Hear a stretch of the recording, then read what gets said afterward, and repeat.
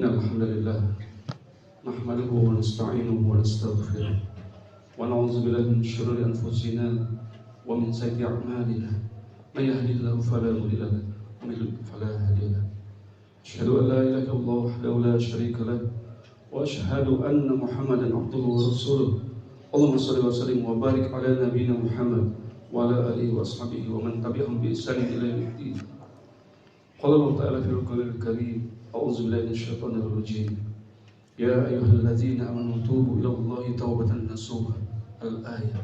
وقال رسول الله يا أيها الناس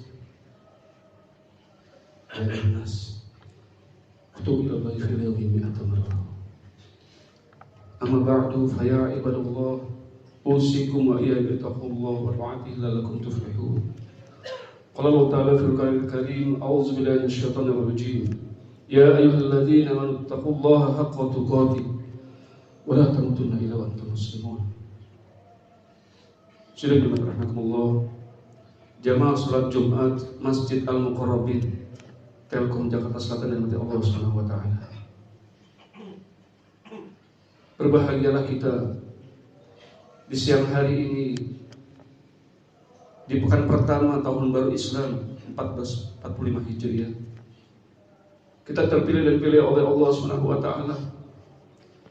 Diberikan nikmat sehat walafiat oleh Allah Subhanahu wa taala untuk bisa melaksanakan kewajiban kita sebagai seorang hamba salat Jumat berjamaah. Karena ada sebagian di antara mungkin kerabat dan saudara kita yang hari ini, siang hari ini sedang tergeletak sakit. Mungkin memiliki uzur yang lain. Yang mudah-mudahan dalam keadaan istiqomah kita beribadah kepada Allah Subhanahu wa taala. Seandainya ada di antara kita yang mungkin hari ini dipanggil menghadap Allah Subhanahu wa taala, Allah telah ampuni segala dosa kita. Allah telah terima segala amal ibadah kita. Keluarga kita bangga memiliki ayah atau anak yang baik seperti kita. Jamaah Allah Subhanahu wa taala, berkenan pada siang hari ini pula kita memperbanyak shalawat kepada baginda Nabi besar Muhammad SAW agar mudah-mudahan kita diakui sebagai umatnya, istiqomah melaksanakan sunnah-sunnahnya, agar mudah-mudahan kita nanti bisa berkumpul dengan Rasulullah SAW di surga nanti. Jamaah mati Allah Subhanahu wa taala, semoga dengan hadirnya kita di siang hari ini semakin meningkat iman kita, meningkat ketakwaan kita, meningkat amal ibadah kita kepada Allah Subhanahu wa taala. Karena sesungguhnya amal ibadah yang nanti akan Allah tanya di yaumil qiyamah. Jamaah Allah Subhanahu wa taala, berkenan pada 3 Muharram 1445 Hijriah ini, di awal tahun baru Islam ini, khatib ingin menyampaikan beberapa parameter, beberapa indikator bagaimana seorang itu hijrah menjadi muslim yang kafir. Dalam surat Al-Baqarah ayat 208 Allah berfirman, A'udzubillahi minasyaitonir rajim. Ya ayyuhallazina amanu udkhulu fi silmi kafah. Wahai orang beriman, masuklah dalam Islam secara keseluruhan. Maka ada beberapa indikator, ada beberapa parameter yang mungkin perlu kita renungi bersama, wabil khusus pada pribadi khatib sendiri. Bagaimana indikator hijrah menjadi muslim yang kafah, menjadi muslim yang sempurna? Yang pertama adalah salimul akidah, imannya kuat pada Allah Subhanahu wa taala. Dengan iman yang kuat ini terasa ringan dia dalam menjalani kehidupan, walaupun mungkin terasa berat, walaupun mungkin terasa tidak mudah ketika kita mengajak anak-anak kita, pasangan hidup kita untuk beriman pada Allah Subhanahu wa taala. Karena dengan iman ringan segala urusannya, dengan iman ringan ibadahnya. Jamaah mati Allah Subhanahu wa taala, berkenan khatib ini menyampaikan kisah singkat yang bukan terjadi di zaman Rasulullah SAW, yang terjadi di zaman kita, yaitu tahun 98 di bulan Mei, di saat Jakarta terbakar di mana-mana. Ada kisah tentang iman yang luar biasa dari seorang hamba Allah yang soleh, yaitu dari seorang wanita non pribumi, wanita non Islam yang berdiri mematung di depan kantornya di daerah kota sana. Sudah sangat ingin pulang. Dia berdiri mematung di depan kantornya, rusuh di mana-mana, terbakar di mana-mana saat itu. Ketika dia berdoa pada Tuhannya, tidak juga datang pertolongan. Tiba-tiba menghampiri seorang bapak tua menaiki sepeda ontel. Melihat sang wanita ini begitu gelisah, didekati dan ditanya, Mbak mau pulang kemana? Mari saya antar Mbak. Saya pengojek sepeda di daerah sini Mbak. Melihat wajah sang bapak yang begitu jujur, lihat wajah orang yang baik. Sang wanita tadi percaya dan mengatakan, saya akan pulang ke jalan apa? Disebutkan sebuah alamat. Ketika dia bertanya, berapa ongkosnya Pak sampai rumah saya sangat ketakutan Pak. Dalam hati wanita ini, 100.000 rupiah pun akan saya bayar. Ternyata sang bapak tadi mengatakan 6.000 rupiah saja Mbak, ongkos normal. Ayo Mbak, naik di belakang saya antar sampai ke rumah. Jamaah yang Allah Subhanahu wa taala.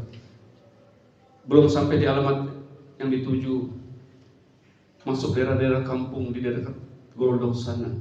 Tiba-tiba wanita tadi melihat betapa sang bapak dalam kondisi berpeluh, menetes keringat begitu banyak, mengejar sepeda dengan penuh semangat untuk mencari rezeki yang halal. Sampai tadi menentu pundak sang bapak. Berhenti sejenak Pak, istirahat sebentar Pak. Saya tidak tega melihat begitu banyak keringat menetes dari kepala Bapak. Loh kenapa Pak kita belum sampai? Nggak apa-apa Pak, saya tunggu sepeda Bapak sejenak. Bapak lihat di seberang sana Pak, banyak orang sedang menjarah toko. Bapak bisa ikutan mereka Pak sebentar. Bapak bisa ambil barang-barang itu. Bapak bisa jual nanti Pak. Bapak bisa punya uang yang banyak nanti buat anak istri Bapak di rumah. Bapak bisa berikan makanan yang lebih baik buat anak istri Bapak di rumah. Ayo Pak. Polisi dan tentara tidak melarang mereka Pak. Begitu lancar sang wanita tadi mengatakan kalimat-kalimat tersebut. Jamaah Allah Subhanahu wa taala. Di luar dugaan sang wanita ini, sang bapak tadi berdiri dan mengatakan dengan lantang, maaf Mbak, saya muslim Mbak. Saya muslim. Saya beriman kepada Allah Mbak. Saya malu pada Allah Tuhan saya kalau saya ambil barang yang bukan milik saya. Itu bukan barang yang halal Mbak. Walaupun saya tukang ojek sepeda, saya punya iman. Saya punya harga diri Mbak. Saya tidak mau memberikan anak-anak saya dengan rezeki yang haram. Sampai wanita tadi pun menangis, bercerita pada seorang ustazah di dekat rumahnya. Dia katakan, wahai ustazah, seandainya keimanan orang-orang Islam di Indonesia sebagaimana imannya Bapak pengojek sepeda tadi, betapa tentamnya negeri kita. Karena memiliki rasa malu pada Allah Subhanahu wa taala. Bagaimana kabar iman kita hari ini jamaah sekalian? Bagaimana kabar iman saya juga? Mari kita bersama-sama bermuhasabah di awal tahun ini. Yang kedua jamaah sekalian, indikator atau parameter dari seorang muslim kafah adalah sahihul ibadah. Ibadahnya benar. Ibadah benar bagaimana sesuai dengan syariat Allah Subhanahu wa taala. Dan yang kedua ittiba'ur rasul, yaitu mengikuti Rasulullah SAW. Maka pertanyakan diri kita yang mungkin hari ini bisa jadi masih kurang ibadahnya pribadi, wabil khusus pribadi khotib sendiri. Jamaah mati Allah Subhanahu wa taala. Bagaimana salat subuh berjamaah kita pagi hari tadi? Bagaimana ibadah kita di sepekan hari ini? Bagaimana amal-amal ibadah kita yang lainnya? Terlepas dari amal ibadah kita bekerja mencari nafkah, itu juga nilai ibadah yang luar biasa. Tapi ada amal-amal ibadah lain yang ini akan menjadi bekal kita.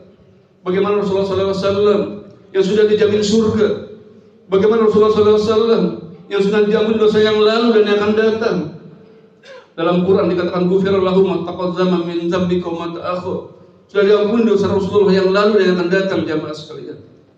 Ingin khatib berikan gambaran sedikit bagaimana Rasulullah SAW dalam amal ibadahnya, dalam sebuah kisah sederhana untuk menguatkan bagaimana parameter ini penting untuk kita. Ketika salah seorang sahabat Rasulullah yang bernama Huzaifah ibn al-Yaman ingin tahu bagaimana salatnya Rasul di malam hari. Ketika itu Rasulullah dikatakan dua riwayat sedang salat Isya, tapi lebih kuat dikatakan sedang salat tahajud. Di rakaat pertama Rasulullah takbir, diam-diam Huzaifah ikut di belakangnya. Rasulullah nggak tahu. Ketika dia mendengar Rasulullah baca Al-Fatihah dengan tumanina, dengan khusyuk, dan di rakaat itu pula Rasulullah membaca surat Al-Baqarah. Dalam hati Huzaifah, aku pikir saat itu 100 ayat. Itu pun panjang ukuran kita jamaah sekalian. Rasulullah khatamkan Al-Baqarah 286 ayat dalam rakaat itu. Mulai panas kakinya Huzaifah. mulai pegal betisnya. Dia berharap Rasulullah akan segera ruku setelah khatamkan 286 ayat, 2 juz lebih dalam Al-Quran. Ternyata Rasulullah kembali lanjutkan surat Ali Imran. Dikhatamkan Ali Imran 200 ayat. Al-Baqarah, Ali Imran 3 juz kurang seperempat. Bagaimana Rasulullah SAW membaca 75 halaman Al-Quran, sehingga ketika Rasulullah selepas salam, Assalamualaikum warahmatullahi wabarakatuh, Rasulullah kaget melihat sahabatnya Huzaifah ngurut kaki. Ya Huzaifah, kenapa kau ikut sholatku ya Huzaifah? Jangan kau ulangi lagi ya Huzaifah. Kau tidak sanggup mengikuti amal ibadahku ya Huzaifah. Huzaifah yang menangis dan mengatakan, tidak lagi ya Rasul. Maka ini yang merupakan hal yang luar biasa ketika salah satu istri Rasulullah, Aisyah, yang paling tahu bagaimana ibadah Rasul di malam hari, yang paling tahu bagaimana mujahadah beliau sehari-harinya, Aisyah pernah menangis mengatakan, ya Rasulullah, kakanda suamiku tercinta, kurangi panjangnya bacaanmu ya Rasul. Aku tidak tega melihat ibu akan bengkak ya Rasulullah. Kau begitu banyak mengurus umat ya Rasul. Bahkan kau harus berperang ya Rasulullah. Sudah diampuni dosamu yang lalu dan akan datang ya Rasul. Ghufirallahu ma taqad min dzambika ma ta'akhkhar. Allah katakan itu ya Rasul. Kurangi panjangnya bacaanmu ya Rasul. Karena Aisyah sangat mengetahui rumah Rasulullah yang sangat sederhana itu. Sampai-sampai kalau Rasulullah akan sujud, disingkirkan sejenak kakinya Aisyah. Tapi apa jawaban Rasulullah saat itu? Ya Aisyah, afala uhibbu an akuna abdan syakura. Apa aku tidak pantas jadi hamba yang bersyukur Aisyah? Ini bentuk syukurku kepada Allah Subhanahu wa taala. Sehingga Aisyah menangis. Jemaah mati Allah Subhanahu wa taala. Bagaimana kabar ibadah kita hari ini? Pribadi khotib sendiri mengevaluasi. Jemaah mati Allah Subhanahu wa taala.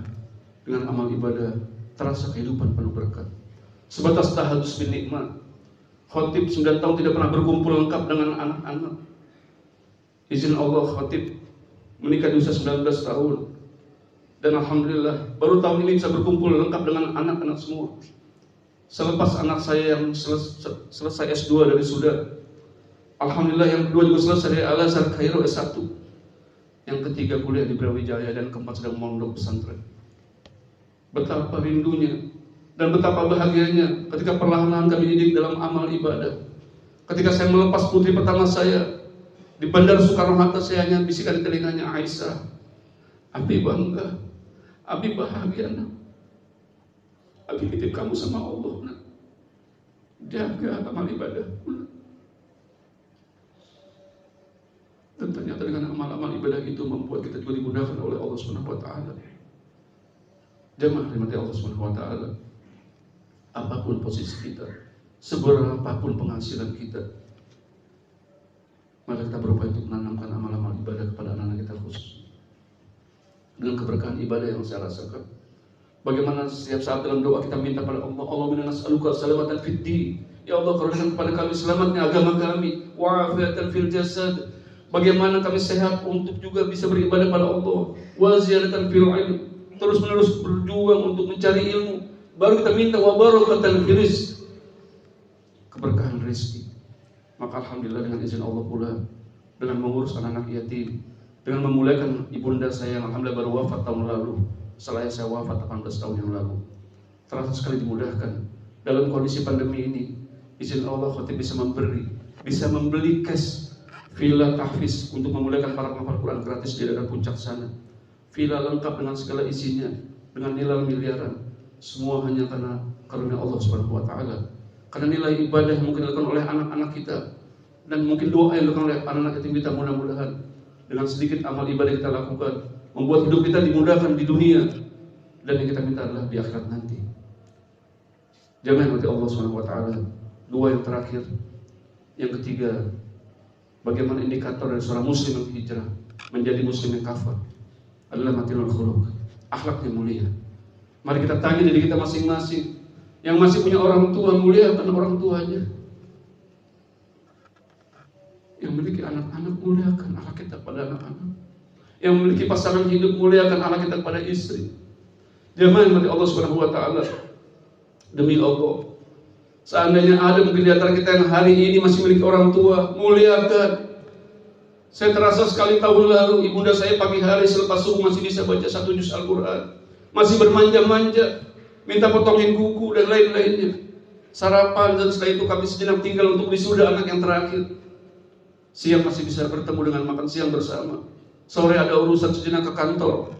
Dan maghrib ditelepon oleh anak saya, Abi pulang. Nenek, Abi pulang. Firasat saya sudah tidak ada. Saya segera pulang dan saat itu saya menyaksikan, ya Rob, salah satu pintu surga itu kau panggil masih dalam kondisi hangat selepas sholat maghrib. Jemaah mati Allah Subhanahu wa taala. Terakhir saat saya mengajak ibunda saya untuk umroh, dengan izin Allah selepas tahallul, mencukur rambut, saya peluk ibu saya. Saya cium wangi tubuhnya, saya cium kakinya. Dan saat itu saya dibisikkan di telinganya, maafkan anak yang satu ini, Ma. Belum bisa membahagiakan Mama, maafkan. Lirih hanya menulis. Singkat ibu saya mengatakan, terima kasih nak, terima kasih nak. Mama bahagia bisa melihat Ka'bah lagi nak. Setelah Mama haji sekian tahun yang lalu, nak. Terima kasih nak. Mudah-mudahan kamu bahagia nak dunia akhirat. Jamin mati Allah Subhanahu wa taala. Muliakan orang tua kita. Seandainya ibu kita, ayah kita masih ada, berupa itu perhatian kepada mereka, memberikan hadiah-hadiah yang terbaik, memberikan perhatian terbaik, karena semua uang kita tidak akan pernah berguna lagi. Di saat orang tua kita mungkin telah dipanggil menghadap Allah, kita bisa melanjutkan amal-amal kebaikannya. Jangan mati Allah Subhanahu wa taala. Jangan sampai kita terlambat memuliakan orang tua kita. Muliakan pula anak-anak kita. Jadikan kita ayah idaman bagi anak-anak kita. Jangan lupa Allah Subhanahu wa taala. Yang terakhir, indikator dari seorang muslim yang kafir adalah nafi'ul li ghairihi, bermanfaat untuk orang lain. Tanya diri kita hari ini. Saya pun bertanya pada pribadi saya sendiri. Sudah sejauh mana kita bermanfaat bagi orang lain? Masih begitu banyak anak-anak yatim di sekitar kita. Masih begitu banyak orang-orang berkekurangan di sekitar kita. Masih banyak yang perlu kita bantu. Karena harta kita sejatinya adalah yang akan kita keluarkan. Jamaah mati Allah Subhanahu wa taala. Beberapa saat yang lalu saat saya sedang menyetir di daerah Manggarai sana, ada seorang ibu yang saya lihat di sebuah lampu merah. Yang tidak pernah saya lihat beliau mengamen, masih pakai daster. Ketika itu saya melihat betapa ibu ini dengan botol aqua diisi beras, mengecek-ngecek dan menyanyi. Saya buka jendela. Saat itu saya tanya, Ibu, masih adakah suaminya? Ada Pak. Sakit stroke. Masih ada anak yang sekolah Bu? Masih Pak.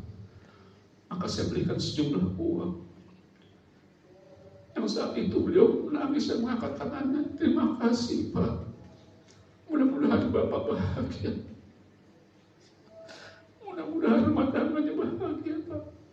Mudah-mudahan makin berkah rezekinya. Kita yang butuh doa mereka jemaah sekalian. Mudah-mudahan kita semua bisa berbuat yang terbaik bagi orang-orang sekeliling kita. Jamaah nanti Allah Subhanahu wa taala. Singkat khatib sampaikan pada pertemuan siang hari ini. Mudah-mudahan 4 indikator tadi, memiliki iman yang kuat pada Allah, memperbaiki amal ibadah kita sesempurna mungkin, memuliakan akhlak kita pada sesama, dan kita menjadi pribadi bermanfaat, akan bisa kita raih di tahun baru Islam hingga akhir hayat kita nanti. Tidak pernah tahu di antara kita yang hadir saat ini berapa tahun lagi usia kita, berapa bulan lagi umur kita. Mungkin ada di antara kita yang mungkin dipanggil menghadap Allah malam hari ini nanti. Semoga Allah sudah ridho dengan segala kehidupan kita. Jamaah Masjid Al-Mukarramin dari Allah Subhanahu wa taala. Demikianlah khutbah Jumat yang singkat pada siang hari ini. Semoga bermanfaat untuk kita semua. Barakallahu wa lakum fil Qur'anil azim wa nafa'ani wa iyyakum bima fihi minal ayati wa dzikril hakim. Aqulu qawli hadza wa astaghfirullahal azim wa lakum wa lisa'iril muslimin wal muslimat wal mu'minin wal mu'minat fastaghfiruhu innahu huwal ghafurur rahim.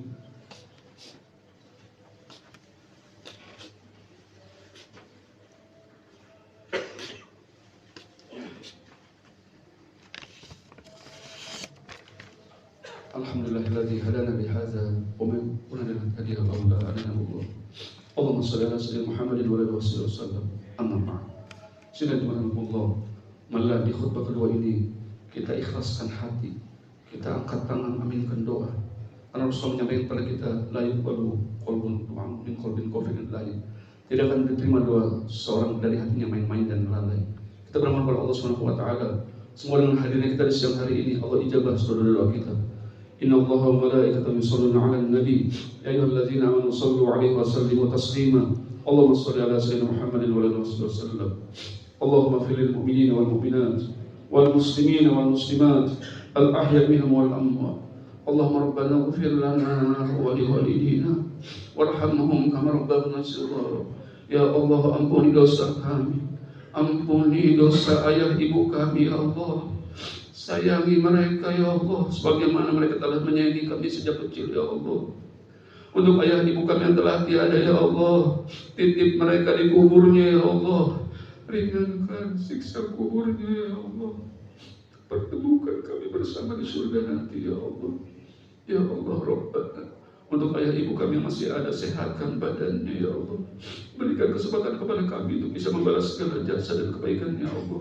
Allahumma Rabbana hab lana min azwajina wa dhurriyyatina qurrata a'yun waj'alna lil muttaqina imama. Ya Allah, karuniakan pernikahan yang berkah kepada kami, rumah tangga yang sakinah ya Allah, anak-anak keturunan yang soleh dan solehah ya Allah, yang bisa menyebabkan kami masuk surga ya Allah. Allahumma Rabbana taqabbal minna salatana wa ruku'ana wa sujudana wa du'a bi rahmatika arhamar rahimin. Allahumma Rabbana atina fid dunya hasanah wa fil akhirati hasanah wa qina adzaban nar. Ibadallah, inna Allah ya'muru bil adli wal ihsan wa ita'i dzil qurba wal hanif wal fahsya'i wal munkari wal baghi ya'idukum la'allakum tadhakkarun wa la dzikrullahi akbar. Aqimis shalah.